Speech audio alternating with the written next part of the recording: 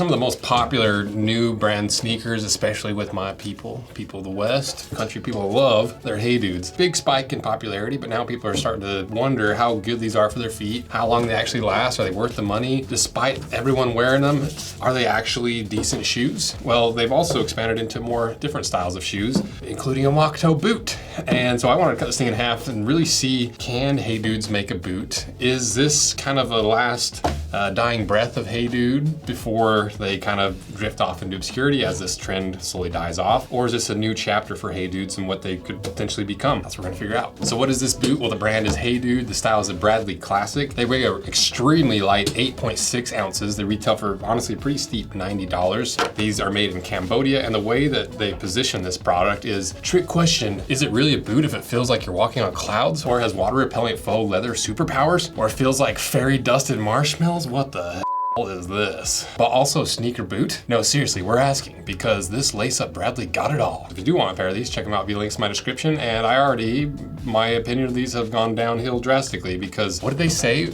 Water repellent faux leather superpowers and fairy dusted marshmallows? To me, like mostly the country dudes, the guys in the West and girls in the West, they like Hey Dude. So to see like fairy dusted, walking on clouds and like faux leather superpowers seems a little bit odd for the branding for who, at least I assume, buys the majority of their shoes and boots. So I'll start going through the details, starting with that super powered synthetic faux leather. And that's exactly what it is. It's just really terrible. You put a light or two and it completely falls apart. It's honestly some pretty bad faux leather too, because we've seen decent faux leather, and what they do is they take a really fibrous, almost like felted material. They lay a really heavy coat of some like either plastic or some sort of synthetic on top to bind all that together. So you're almost recreating leather. Whereas with this, if you look at the cross section, it's just like foam that has like a fake leather kind of print on top, and then it's backed by leather. So really all you have to do to make this kind of start to fail is like scrape it against a curb. It's mostly just foam. They do treat it with a DWR spray, which makes it a little more water repellent, but then at the same time, you look at how this is a non-gusseted tongue all the way down here to the toe. And so if you get any rain or anything on these shoes, they're gonna go to the inside regardless of what the upper material is made out of, just from the design. So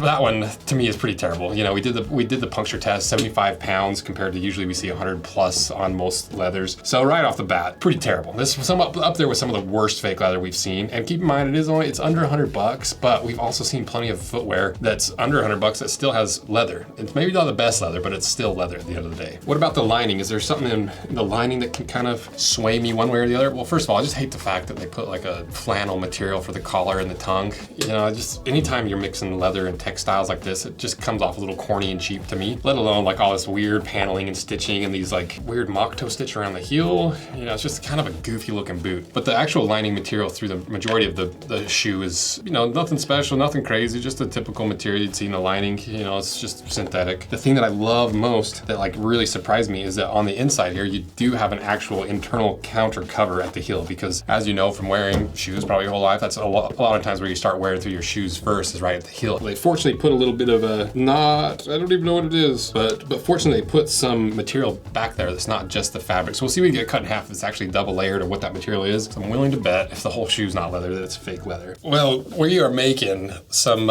clod wallets out of all these new leathers that we just introduced with the new kilties, the new boot pocket kits. Just because the one wallet that we have that's still made with a dye is the OG wallet of Rose Anvil, named after my grandpa Claude Maurice that taught me leatherworking all growing up. I was raised on the farm with him. He taught me everything I know about hard work, especially leatherworking. I'm literally wearing it right now with the blood core leather that comes out with the Drifter 3s that launch soon, and super limited quantities on the blood core. But everything else, we've got a decent stock. You got everything from those ridiculously thick bison leathers and those SB foot leathers like the Oro Legacy, the Amber Harness, the Copper Rough and Tough, all these name tags keeping them straight, Mule Skinner, and obviously all of our regular leathers that are our veg tan we get from Wicked and Craig. And all of them are hand sewn right here in the shop by us. There's no sewing machines. It's the old school saddle stitch way. It's the same way they make saddles that we apply to our wallets. That's why we can do a lifetime warranty, and we've only had like 3 wallets in the entire 10 years. We've only had like 2 or 3 returned. And that's because we use the highest quality leather and the highest quality techniques. So get yourself a Claude wallet and some of this unique leather. Gamble gamble a little bit and get like an 1.5 inch thick wallet with some of this bison stuff if you really want. But keep it in mind, it's so ridiculously thick. So thank you guys for supporting these products. It's what started this whole business. It's what gave me the expertise and knowledge to be able to judge and design and do all the boot and shoe stuff. And it's what I'm the most passionate about is the product design. So thank you guys for everything you do. Check them out below. Then if we look at the insole, pretty standard Hey Dude insole, you know, just the exact same one you saw in this other cut in half. Has that little toe bar that I really like, kind of grips your toes, perforation holes. But it's just a cheap insole, nothing special. Underneath, it looks almost, once again, exactly like the regular Hey Dudes. You can see the lasting material is that foam. You know, it's not like backed foam or anything. Not that same lasting material. It's foam with a little bit of fabric underneath backing it. That looks like it's the exact same with this boot. Then if you look at the outsole, it looks almost identical to the Hey Dude regular outsole, but it does look a little bit thicker maybe, and it has a different tread pattern on the bottom. But other than that, like honestly, now that we're looking at this, it seems like it's just a Hey Dude with a little bit taller of a collar. But maybe there's something on the inside. Maybe like the durometers are different, because we did the durometer from the outside and it was a 35 shore race. But yeah, it honestly looks like the exact same outsole as the regular Hey Dudes. But we did the bar drop test and it only bounced up 3.5 inches compared to the Wally's did 7. So I don't know, there might be something different on the inside. Even the puncture test for the outsole is only 32 pounds. You know, so I don't really know. It looks the same construction, strobel stitch with the cemented construction. So let's cut it in half, see what's on the inside, and see if there's anything boot about this, because for the most part, this to me so far is just like a high top Hey Dude with a mock toe stitch that throws in a bunch of terrible marketing jargon. So let's cut them in half.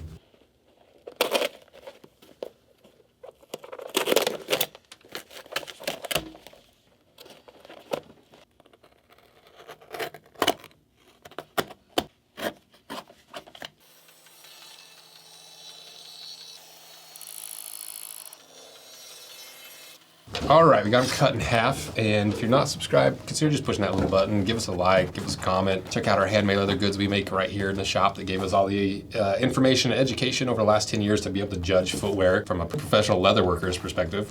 So let's see what's inside.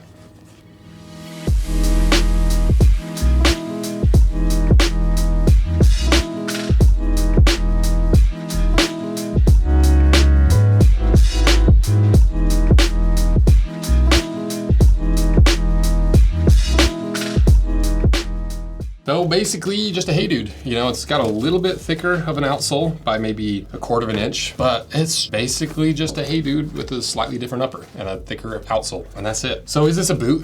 Did Hey Dude make a boot? No, this is not a boot. It's more of like a chukka than anything, and it just has no qualities of a boot. And you know, they kind of say that in the description, but like, yeah, like calling this a boot is a little bit off for me. And so, you know, it's not the worst crime in the world. Oh, sick 1997 Ford F-150, very cool. And honestly, same kind of concept as that truck that just went by that had all bark and no bite. Same concept with this. They say it's a boot, it kind of looks like a boot, but there's no boot qualities at all. It's just all bark and no bite. So Hey Dudes does not make boots, and this is not gonna support you in any way like a boot will. I was hoping they'd innovate and change and like try to open up new avenues to sell stuff instead of just like putting makeup on a pig. It's kind of how it seems to me. So let me know what you guys think and your experience in Hey Dudes. And do you think Hey Dudes are going away? Is the trend dying off as people starting to realize they're just really terrible and bad for your feet? Or are they just going to continue to rise? Because we've seen a resurgence in other alternatives to this that were popularized even like 10 or 20 years ago with like the Ariats and some of the other stuff. They're actually cutting apart for this Mocktober. So we're going to be able to do a little side-by-side comparison of some of these alternative mock toe shoes that are kind of boot-ish. And as for how it ranks on our Mocktober board, this year's board, right at the bottom. Honestly, this maybe belongs more in the shoe side of the board for this year. So let me know what you guys think, and thanks for all your support.